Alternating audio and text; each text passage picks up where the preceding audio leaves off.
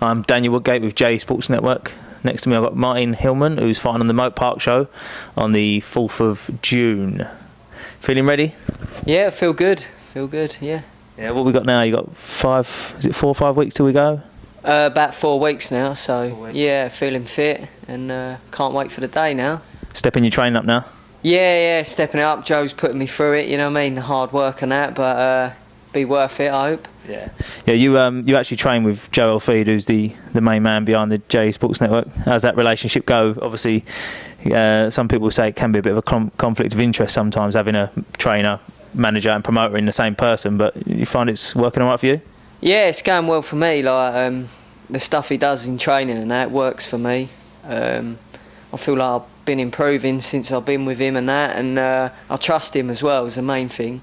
You got to have someone you trust training you and in your corner. So yeah, of course, obviously that's a massive thing for anyone who's training with someone. You're putting your trust in Joe, and it's nice to know, obviously for yourself, it's nice to know that he's someone you can trust. He's putting you in the right fights.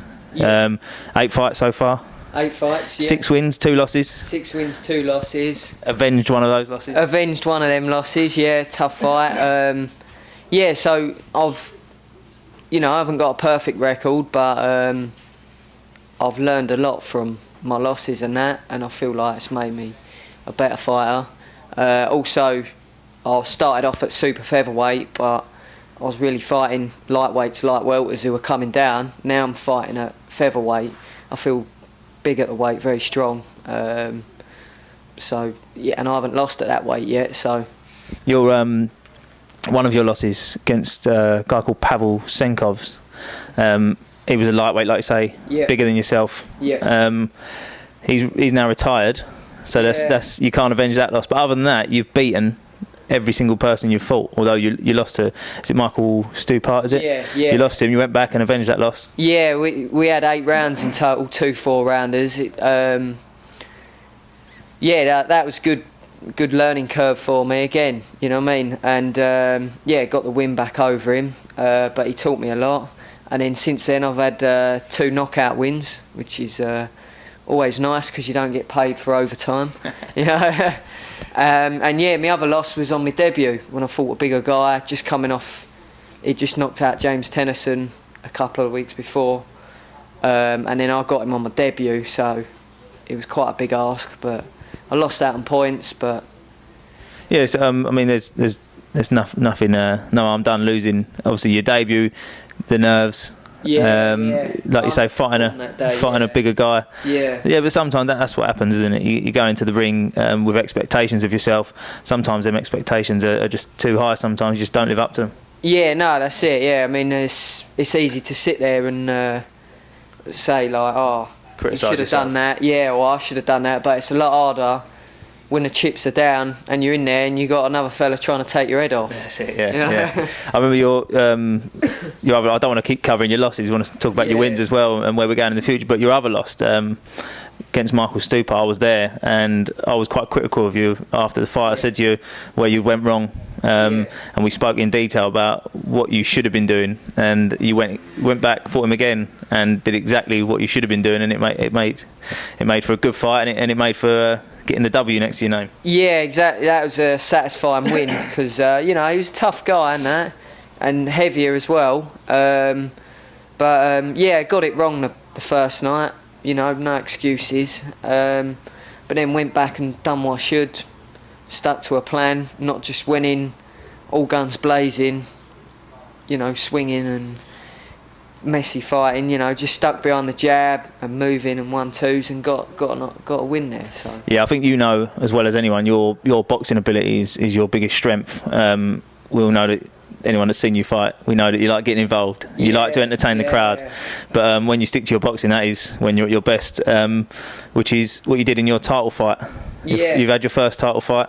Yeah, won a title last time, the International Challenger belt.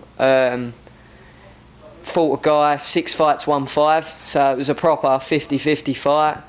And he come to take my head off. He come out like little Mike Tyson trying to bomb me out. And I stuck to my boxing and that, and for the first 2 rounds, and then the 3rd round started coming on strong and ended up stopping him. So, you know, it paid off just sticking to the boxing. Yeah, so like you said, you've had 2 stoppages in 2 fights now. Yeah. 4th of June, what are we expecting? Hopefully another one. But yeah, whatever it takes to win, that's the main thing. Just getting the W next to your name. Yeah, whether it's points or stoppage or whatever. Yeah. You've already had your first title. I know we were speaking beforehand about where your next step up's going to be. This one's just an 8-rounder. It's not for a title. Your title's not on the line. This is just an 8-round fight. Another tough fight for you, obviously. After this one, what are you looking at? I want to build up, and what I turned pro to do was get a shot at the Southern Area featherweight title and hopefully win it. That's what I turned pro to do. So hopefully I can win this. You know, puts me a step closer to fighting for that title. So you're looking at that'll be coming next season. Now you won't get another one in before the end of this season. That'll be next season sometime. Yeah, it'll be next season. I know. I've got a fight in October as well to start next season at your call, and then we'll see from there, really. I think obviously you're being completely realistic, aiming for a Southern Area title. That's well within your reaches. I think you're underestimating yourself a lot. I've got a bit of a confession to make. You are one of my small hall show fighters. You're one of my favourites. I really rate you, and I think you can go far. What do you think yourself? Where do you think you can take it? Yeah, I mean, obviously, like, I turned pro with that target, so I'll be happy if I only done that. But obviously, if I get that, and obviously winning that's going to get you other opportunities, I'm going to go as high as I can. You know, I mean, English titles after that, and then British. So as far as I can go, I'll always do I'm always fit. I'll never lose a fight on fitness. So I'll train hard for any opportunity that comes up and go for it, you know. Yeah, you're like you say, moving up to your English and British level and stuff like that. That's one of the big key factors is when you're moving up to that level is the fitness and the strength and stuff like that. It's a bit of a joke between the group about how fit you are when we go and do the runs and stuff like that. You're number one always. Yeah, king of the hill reps. No one beats me on the hill reps. But yeah, no, I always just. People go off, they do other training and that, but you know, we do nothing fancy, just hard pad work, sparring, hill reps. I do my runs in the morning, bag work, stuff like that. But I think it's not training for hours and hours, it's what you do in a short space. If you're working hard, that's what gets you fit, get the heart rate working hard. Simple and effective. Yeah, that's it. Yeah, that suits me fine. So.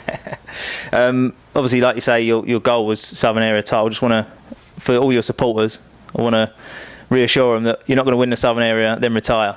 No, I won't. No, I'm going to keep going. Going to keep going. Yeah. I think at the moment we spoke earlier, the guys at the top of the tree where you're hopefully heading. Yeah. Ryan Walsh, British champion.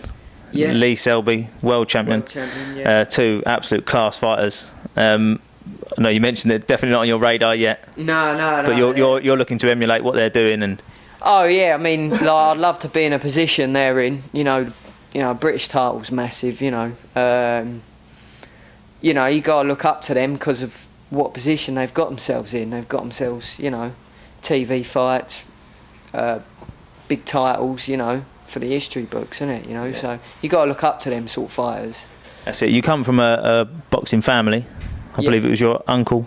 Was Uncle Albert. Very good fighter, wasn't he? Yeah, he was a good pro.